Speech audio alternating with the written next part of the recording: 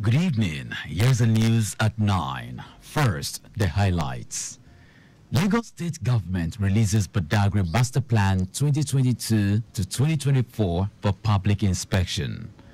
Ghana to return trafficked girls to Nigeria next week. On the foreign scene, Danish police rules out political motivation in Prime Minister's attack.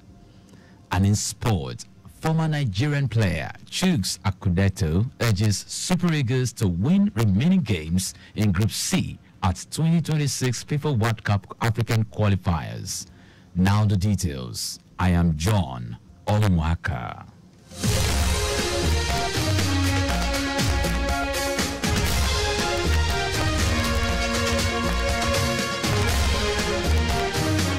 Lagos State Government has announced that it will subject the draft report on the review of Badagry Master Plan 2022 to 2024 for public scrutiny from Wednesday 19th June till Friday 26th July 2024.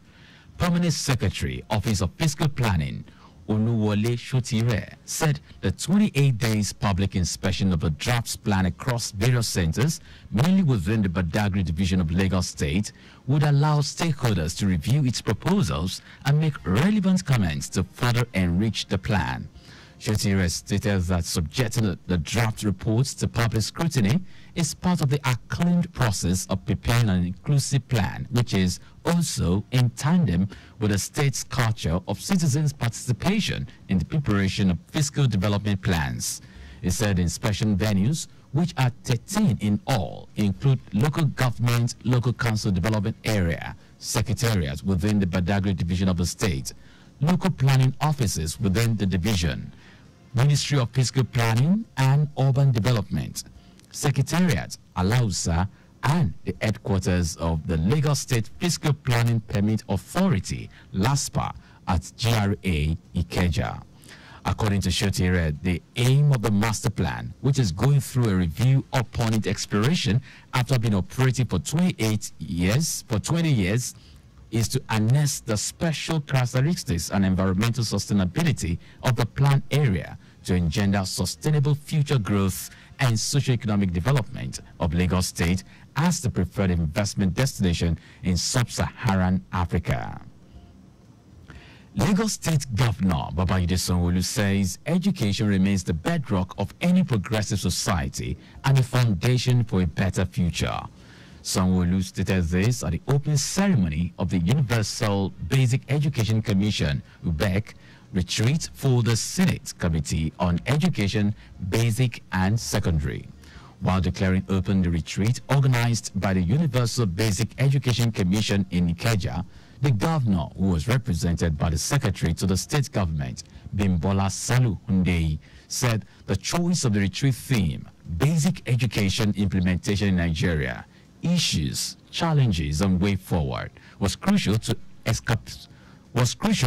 encapsulate an examination of the current state of basic education in Nigeria. It charged participants and resource persons to identify the orders and the challenges confronting basic education in Nigeria and propose better ways to further improve on it. He urged the esteemed members of the Senate Committee on Basic and Secondary Education and the Universal Basic Education Commission to engage in open discussions on the issues and challenges facing basic education, especially the issue of inadequate infrastructure. Also speaking at the event, the Executive Secretary, Universal Basic Education Commission, Ahmed Boboyi, stressed the need to provide qualitative basic education in the overall interest of Nigerian children. Operatives of the Lagos State Traffic Management Authority, LASMA, have rescued a driver involved in a lone accident at Ilubiri near Adeniji area on Lagos Island. LASMA Director of Public Affairs and Enlightenment, Adebayo Taufik, confirmed that the driver was immediately taken to the General Hospital by LASM bus officials. Initial investigations revealed that the driver lost control while using a mobile phone, causing the vehicle to collide with a culvert beside the 3rd Milan Bridge. The driver sustained a serious back fracture and injury to his left hand. Special Advisor to the Governor of Transportation, Shola Giwa, expressed sympathies to the injured driver and emphasized the importance of road safety. He urged all motorists, including commercial bus drivers, to avoid using phones while driving and to refrain from excessive speed within or outside Lagos. Friends, families, and well-wishers have hailed the lawmaker representing Oshodi Solar Constituency 1 in the Lagos State House of Assembly, Olukayode Ogundipe, as he celebrates his 60th birthday. Lawmakers present at the Thanksgiving service celebration held at All Saints Anglican Church in Oshodi described Ogundipe, who is also the Chairman House Committee on Information, Security and Strategy, as a principled politician and a trusted progressive who is passionate about good governance and welfare of the people.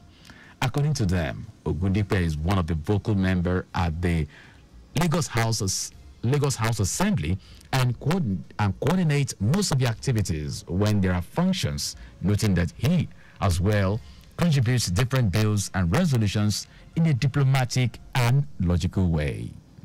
God has given him 60 wonderful years, and he has been a blessing to so many, which is the bane of life. He's been able to step up as far as the game is concerned in making sure that the public is sensitized concerning the activities of the House. Honorable Ogundipe is one of the assets of the House of Assembly, very brilliant person, and he also contributes on important issues, and his contribution is one of the best to be reckoned with. He's a nice guy, and he's very respectful. He gives respect to the ranking officers and the police, and to me, he's a nice person. Well, to the glory of God, I mean, seeing him celebrating 68th today, number one, and that's why deem it fit to celebrate it. It's a worthwhile celebration. Having gone through so many things of journey, so many challenges of life, in our life, as we all know, is a man that is given to loving. He's made a lot of changes in terms of people with human capacity, and is very much loved in his local government, as you can see. Ogundipe is quite unassuming. I never believed I was going to be 60. I thought it was going to be like 50, but he shows that he's a good person and he has lived his life very well. I wish him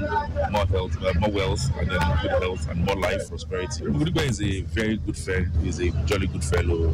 He's always there for everybody, especially his colleagues. And he's a socialite, like I call him. I call him the social, fantastic man he is. So I would only wish him long life and prosperity, good health and more wealth. Sincerely, he has been a jolly good fellow. He's a friend of all members of the house. And majorly when we have any House of Assembly, coordinates most of our activities and then make sure that everything goes on fine. The House of Assembly is one of our vocal members on the floor of the House. Whenever issues arise, bills, motions, or whatever, contributes, and it contributes in a very diplomatic and logical way and a very reasonable way. In his remarks, the celebrant, Olukayode Ogundipe, appreciated God, his wife, and friends for staying with him through thick and thin, while assuring them that he will continue to provide purposeful leadership in any role assigned to him and impact positively on the lives of people around him.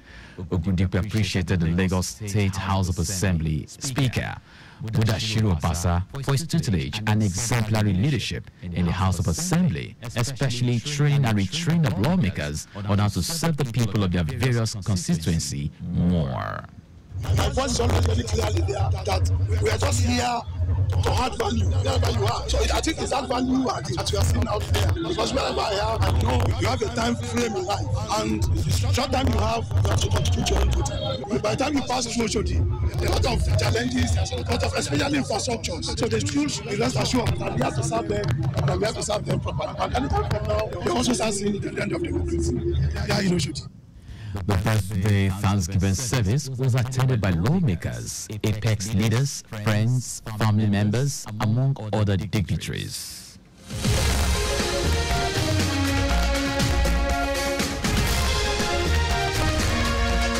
Now to the rest of the stories. Chairman, Nigerians in Diaspora Commission, NIDCOM, Abike Dabirerewa, says the 10 girls trafficked to Ghana are expected to return to Nigeria next week. Dabirerewa, who made this known in a statement signed by Director of Media and Public Relations, NIDCOM, Abdul Rahman, also said the girls are in safe hands. She expressed concern that more girls are still being trafficked. Meanwhile, Ghana BOT Chairman, the Nigerians in Diaspora Organization, NIDO, Chief Callistos and the Nigerian High Commission in Ghana have thanked Ghana for the safe custody of the trafficked girls and ensuring that they are well taken care of. The documentation filled by the girls indicated that they were being sent to Ghana to work as sales girls. The European Union says it has earned 3.4 million euros from rejected Schengen visa applications submitted by Nigerian citizens. This, according to Schengen visa statistics, occurred from Nigerian visa applications or visa applicants in 2023.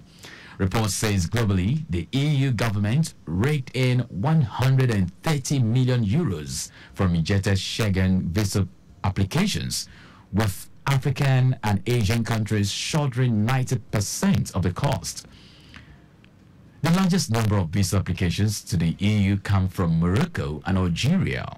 The overall data also indicates that the rejection rates from short-term visa to Europe and the UK are higher for applicants from low and middle income countries. Meanwhile, the UK raised £44 million from rejected visa fees. Now to foreign news. A street attack on Denmark's Prime Minister Frederiksen, which says has left her shaken but fine, is not thought to be politically motivated. Frederiksen is said to have experienced minor whiplash after a man walked up to her and struck her in Copenhagen's Old Town. A 39-year-old Polish man who was arrested appeared at the court of Frederiksberg for a preliminary hearing. Copenhagen police said on X that the suspect was remanded in custody until June 20. Police believe the alleged attacker was likely under the influence of alcohol and drugs at the time of the arrest. Frederiksen's office told journalists that she had been taken to a hospital for a checkup after the incident. 46-year-old Frederiksen is leader of Denmark's Social Democrats, the biggest party in Denmark's coalition government. European leaders have denounced the incident, which came 2 days after Danes held to the polls in the European elections. Now sports. Former Nigerian player Chuks Akuneto has urged Super Eagles to win the remaining matches in the Group C of the 2026 FIFA World Cup African qualifiers to stand a chance of earning a spot in the USA, Canada, Mexico showpiece. Akuneto reckons that there should be a balance between the front men and the back men. The Super Eagles now has 3 points after 3 rounds of matches in Group C, which has Lesotho on top of the standings with 5 points. And that's the news, but just before we go, always slow down at road junctions, intersections, and pedestrian crossings. You can follow us and like all our various social media platforms. X, Traffic Radio 961. Instagram, Lagos Traffic Radio 961. Subscribe and watch our news and programs live on YouTube at Traffic Radio 961. You can also visit our website at trafficradio961.ng. Did you know that the Sanwo-Olu administration upgraded 2 higher institutions to universities? You can get more details on the Lagos State Government website. To end the news, here are the highlights of the major stories.